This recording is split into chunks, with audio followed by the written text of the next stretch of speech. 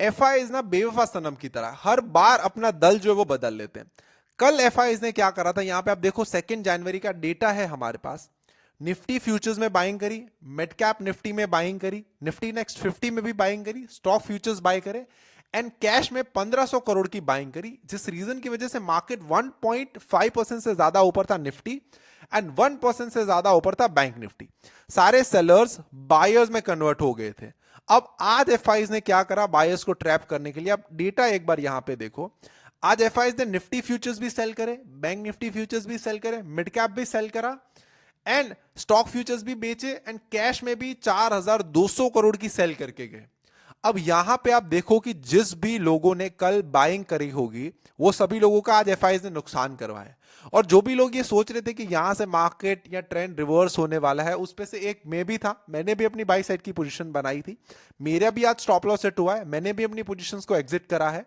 अब आज बात करने वाले हैं कि एफआईज ने क्यों सेल करा और मंडे मार्केट्स कैसा रहना। So let's start the video. अब सबसे पहले यहां पे आप देखो कि आज मार्केट का प्राइस एक्शन कैसा है। मार्केट ओपन ओपन हुआ, गैप डाउन ओपन हुआ, राइट। ऐसा लग रहा था कि शायद से ये कि प्रॉफिट बुकिंग है एंड उसके बाद शायद मार्केट वापस जो है वो रिवर्स कर सकता है, बिकॉज आज फ्राइडे था तो आज कुछ भी हो सकता है। मैं एक्सपेक्ट कर रहा था कि शायद मार्केट में एक स्ट्रॉन्ग बुलिशनेस भी आज के दिन देखने मिल सकती है, बिकॉज जिस तरीके से कल का डेटा था उसी बेसिस के ऊपर मैं सोच रहा था।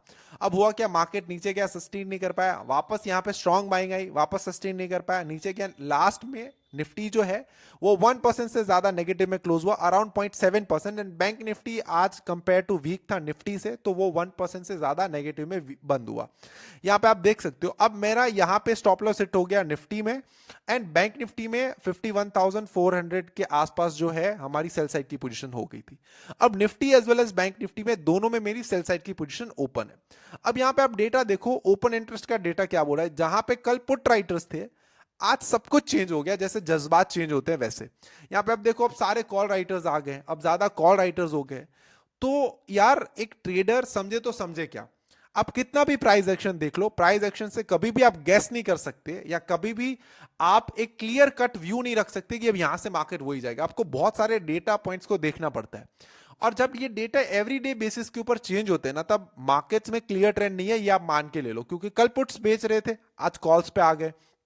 अब एक बार यहां पे बैंक निफ्टी का डेटा भी देख लेते हैं। देखो बैंक निफ्टी में भी क्या हुआ, कॉल राइटर्स ज्यादा आ गए। इट मींस ये कहना क्या चाहते हैं, क्या क्लियर ट्रेंड चल रहा है, कुछ पता नहीं चल रहा। अब उसके साथ पुट कॉल रेशियो भी देख लेते हैं। कल पुट कॉल रेशियो 1 के आसपास था, 1.25 समथिंग था। आज पुट कॉल रेशियो आ गया 1 के अंडर में। पुट कॉल रेशियो भी ये बता रहा है कि मार्केट्स नेगेटिव है। उसके सामने एडवांस एंड डिक्लाइन रेशियो कल सुपर पॉजिटिव थे और आज हो गए मतलब साइडवेज टाइप का।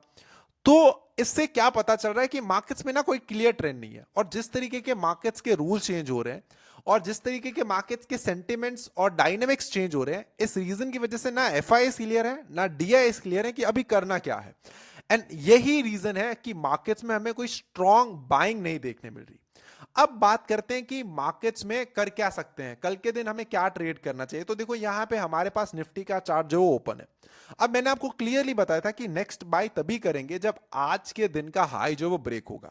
जनरली आप एक थॉट प्रोसेस सोचो कि अगर मार्केट्स को लेट्स से मैं यहां पे बताता हूं आपको कि मार्केट्स को 23,000 से मार्केट को 25,000 जाना है, तो ऑब्वियसली उसे प्रीवियस डे का हाई ब्रेक करना पड़ेगा, उसके बाद प्रीवियस वीक का हाई ब्रेक करना पड़ेगा, उसके बाद प्रीवियस मंथ का हाई ब्रेक करना पड़ेगा, स्विंग हाई को ब्रेक करना पड़ेगा और तब वो जो है वो नए हायर हाइज बना के मार्केट जो ऊपर जाएगा। तो अगर आप सिंपल प्राइस एक्शन फॉलो करते हो तो आपको ध्यान देना है प्रीवियस हाई पे और प्रीवियस लो के ऊपर, क्योंकि मार्केट्स को ऊपर जाना है तो प्रीवियस हाई एंड लो को ब्रेक करना पड़ेगा। मार्केट नीचे जाना है तो प्रीवियस लो को ब्रेक करना पड़ेगा and that is the ultimate rule. अब इसी रूल्स के साथ हम चलते हैं। यहां पे देखो, अब मेरे हिसाब से क्या हो सकता है, या तो मार्केट जो है मंडे के दिन थोड़ा बहुत यहां पे मतलब बीच में मार्केट्स ऊपर ओपन हो सकता है, उसके बाद हमें एक क्लियर ट्रेंड देखने मिलेगा कि आइदर मार्केट्स ऊपर जाएगा या यहां से मार्केट जो नीचे जाएगा। बट मैंने आपको क्लियर बताया था कि हम तब तक बाई नहीं करेंगे जब तक हमें कोई क्लियर कट इंडिकेशन नहीं मिलेगा।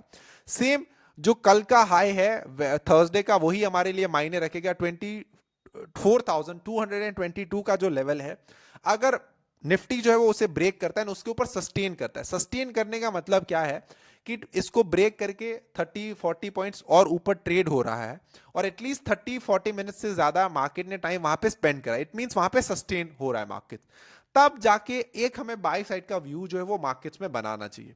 सेम नेगेटिव व्यू मेरे ख्याल से अभी नहीं बनाना चाहिए, राइट। डेटा में नेगेटिव बोल रहा है but price action and data दोनों एक साथ में साइमल्टेनियसली चल रहे हैं। प्राइस एक्शन कुछ और बोल रहा है, डेटा हमें कुछ और बोल रहा है, बट स्टिल अगर हमें सेल साइड की पोजीशन बनानी है तो बैंक निफ्टी में बनानी चाहिए, बिकॉज बैंक निफ्टी जो है वो ज्यादा वीक है कंपेयर टू द निफ्टी। अब एक बार बैंक निफ्टी का चार्ट आप यहां पे देख सकते हो, सी बैंक निफ्टी का जितना ऊपर गया था उससे ज्यादा आज नीचे आ गया है। तो यहां पे आप देख सकते हो निफ्टी के चार्ट में क्या है कि ओनली 50% गिरा है निफ्टी, बट बैंक निफ्टी मतलब मोर देन 50% से ज्यादा, कि कल जितना ऊपर हुआ था उससे नीचे। बैंक निफ्टी में 50,900 के लेवल्स ब्रेक होने पर एक शॉर्ट साइड की पोजीशन बना सकते हैं, जिसपे सिंपल सिंपल टारगेट रख सकते हैं 50,500 समथिंग का। तो ये तो निफ्टी बैंक निफ्टी का व्यू हो गया। अब यहाँ पे देखो आज एक्सपायरी थी, तो आज क्या हुआ, एक टाइम पे मुझे 50-60,000 का भी प्रॉफिट दिखा रहा था मेरे इंट्राडे एल्गो सिस्टम पे। यहाँ जब सेंसेक्स हम चलाते हैं उस पर, यहाँ पे आप देख सकते हो तो अराउंड हमने फिर 2000 में प्रॉफिट बुक करा। यहाँ पे आप देख सकते हो एक टाइम पे ये 50,000 पे भी चला गया था। ये दोनों 1 करोड़ के अकाउंट्स है, बट अभी इसमें मार्जिन जो यूज हो रहा है अराउंड 50 लाख समथिंग का मार्जिन यूज हो रहा है। और अभी मोतीलाल ओसवाल में कुछ प्रॉब्लम चल रही है, इसीलिए यहाँ पे मेरा पीएनएल जो है ना अपडेट नहीं हुआ, अभी कुछ अंडर प्रोसेस चल रहा है, या कुछ मुझे उसकी तरफ से मैसेज आया कि अभी आप डेटा एंड सारी चीजें चेक नहीं कर सकते because system is an under process. तो इसी रीजन की वजह से मैं यहाँ पे अपना पीएनएल नहीं चेक कर पा रहा हूँ। जैसे ही मैं पीएनएल चेक कर पा रहा हूँ तो मैं आपको आज की पोजीशंस एंड डेटा सारी चीजें दिखाता कि कहां से बेसिकली मैंने एंट्री करी है और कहां से मैंने एग्जिट करी है।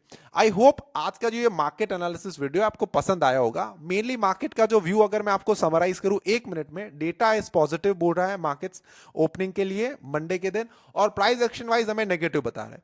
तो अगर हम क्या कर सकते हैं कि थोड़े दिनों तक जब सारे रूल्स मतलब जनवरी 20 तक सारे रूल्स जो है वो नए इंप्लीमेंट हो जाएंगे।